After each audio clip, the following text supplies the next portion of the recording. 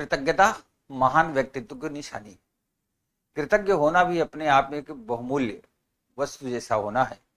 आज मैं आपको एक ऐसी कहानी की ओर ले चलूंगा जहां आपको बताऊंगा कृतज्ञता का मतलब क्या होता है। दरअसल पाप पुण्य, धर्म और धर्म, ये जो बातें होती हैं ये सब घुमा फिरा के एक ही जगह पहुंचती है, कृतज्ञता। और इंग्लिश में अगर हम इसको थोड़ा सा जैसे डीपली चलें यूपीएससी के सिलेबस के अकॉर्डिंग, तो सत्यनिष्ठा यानी इंटीग्रिटी। इसी पे आज मैं आपको कहानी सुनाता हूँ। ये कहानी है एक गुलाम की। एक व्यक्ति जिसका नाम था आंद्रे। आंद्रे एक राजा का गुलाम था और काफी टाइम से उसके यहाँ गुलामी के तौर पे रह रहा था। उसे जब गुलाम बनाया गया था तो एक टाइम लिमिट दी गई थी कि आप इतने समय तक गुलाम रहेंगे, लेकिन राजा इस बात पे ध्यान ही नहीं दिया और उसके गुलामी की समयावधि पूरी होती गई, फिर भी उसे गुलाम बना के रखा गया, जैसे कि तमाम न्याय व्यवस्था में भी होता है। एक दिन मौका पा करके वह गुलाम राज्य से भागा। जब वो राज्य से भागा तो राज्य जहां समाप्त होता था, सीमा समाप्त होती, तो वहीं से एक घना जंगल शुरू होता था। जब वो घने जंगल में पहुंचा तो दौड़ते दौड़ते चला जा रहा था। आगे देखा कि एक शेर सामने मिल गया जो कि बैठा हुआ है। अब वो शेर को देख के घबराया और उसके मन में विचार आया कि मैं भागूं। फिर उसने ध्यान दिया कि शेर के दोनों पंजे कटीले कांटों के बीच में फंसे हुए, शेर पूरी तरह से घायल है और उसमें से खून बह रहा है। शेर की घायल अवस्था को देख करके आंद्रे के मन में दया का भाव उत्पन्न। आंद्रे गुलाम था, उसका जीवन ऑलरेडी संकट में गुजरा था, तो वो उस दर्द, उस पीड़ा को समझ सकता था।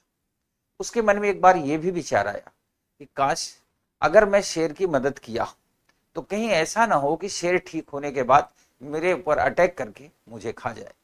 लेकिन ये जानते हुए भी, चूंकि उसने गुलामी की दर्द को झेला था, उसने कष्ट को देखा था, तो वो शेर के पास गया। शेर के पंजों से, नाखूनों से कांटे को निकाला और उसके बहते हुए खून पर अपने शरीर में जो कपड़ा था उसको फाड़ करके बांधा तो शेर को राहत मिल गई। अब आंद्रे को यह था कि संभवतः शेर हमको खा लेगा, पर ऐसा नहीं हुआ। जंगली और खूंखार जानवर जो लगातार शिकार करके अपने जीवन का यापन करता है, उसके मन में भी यह भाव पैदा हुआ। तो वह आंद्रे के पास आया और जैसे एक पालतू कुत्ता होता है अपने मालिक के पास जाता है तो आपने देखा होगा, उसको प्यार करने लगता है, उसको चाटने लगता है, वैसे ही शेर उसको चाटने लगा। आंद्रे को भी एक दोस्त मिल गया, शेर को भी एक साथी मिल गया। फिर शेर आगे आगे चलते हुए आंद्रे को अपने गुफा में ले गया, जो शेर की गुफा थी, यानी अपने रेजिडेंस पे ले गया। वहां दोनों रहने लगे। आंद्रे हमेशा अंदर रहता था, शेर बाहर निकल के जाता था, शिकार करता था और प्रतिदिन उसके लिए भोजन सामग्री जो भी मांसाहार होता था वो लेके आता था, आंद्रे को खिलाता था। इधर राजा के राज्य में इस बात की बहस फैल गई कि एक गुलाम बिना इजाजत के भाग गया। राजा ने अपने सारे सैनिकों को चारों तरफ फैला दिया। सैनिक उसे काफी दूर तक ढूंढते रहे। जब वो नहीं मिला तो एक दिन ढूंढते ढूंढते जंगल की ओर पहुंचे। जंगल की ओर पहुंचे तो उन्हें उस गुफा दिखी। तो गुफा में जब एंटर किया तो वहां आंद्रे पकड़ा गया।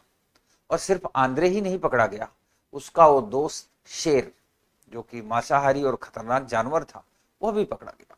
दोनों को पकड़ के राज्य दरबार में लाया गया।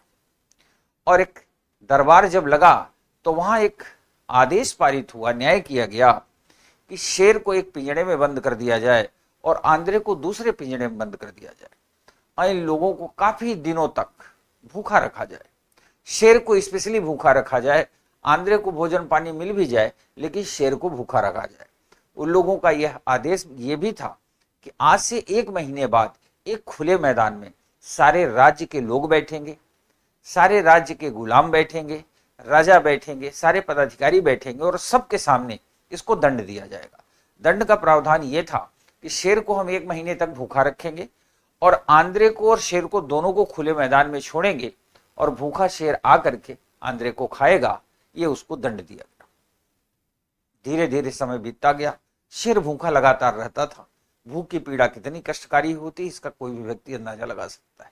लेकिन जब 1 महीने बाद ग्राउंड में एक तरफ से आंद्रे को ले आके ग्राउंड में छोड़ा गया और दूसरी तरफ शेर के पिंजड़े से जब शेर को खोला गया, शेर दौड़ता दहाड़ता भाई अपनी शिकार के तलाश में था, भूखा था, आंद्रे के पास पहुंचा।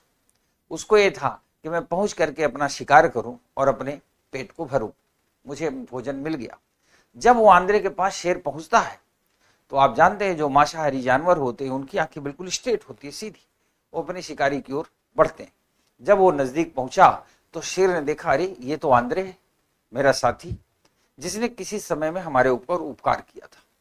तो शेर वहीं पहुंच करके आंद्रे को फिर उसी तरह चाटने लगा, उसी तरह प्यार करने लगा, और भूखा था, तड़पता रहा, चिल्लाता तो था पर आंद्रे को गले लगता था। शेर की आंखों में आंसू थे, आंद्रे की आंखों में आंसू थे।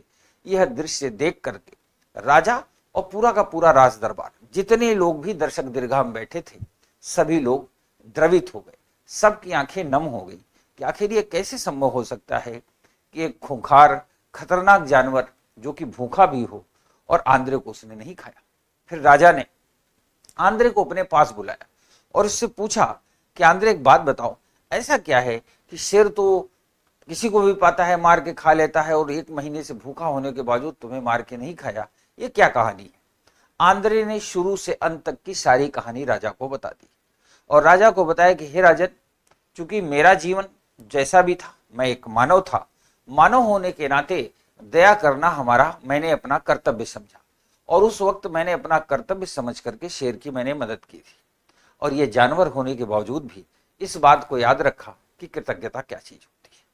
तो राजा प्रसन्न हुआ। प्रसन्न होने के बाद उसने आंद्रे को भी आजाद कर दिया, शेर को भी आजाद कर दिया, शेर को भोजन दिया गया, शेर जंगल की ओर गया, आंद्रे को मुक्त करके कहा गया अब आप अपने घर जा सकते हो। शेर और आंद्रे दोनों गले मिले और हमेशा दोस्त बने रहे।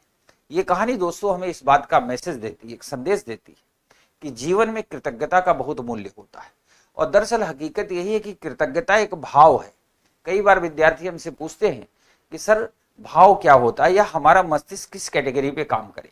तो मैं आपको बताऊं, एक प्रोग्राम होता है boost your brain change your life. Boost your brain change your life का मतलब यही होता है कि आप मानसिक तौर पे क्या सोचते हैं और किस तरह का भाव पैदा करते हैं।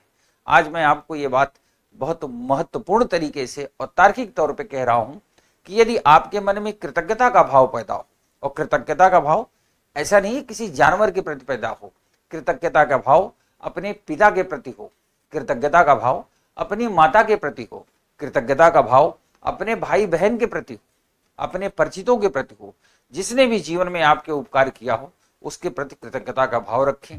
मैं आपको विश्वास दिलाता हूं कि समय लगेगा, हो सकता है 3 महीने लगे, हो सकता है 6 महीने लगे।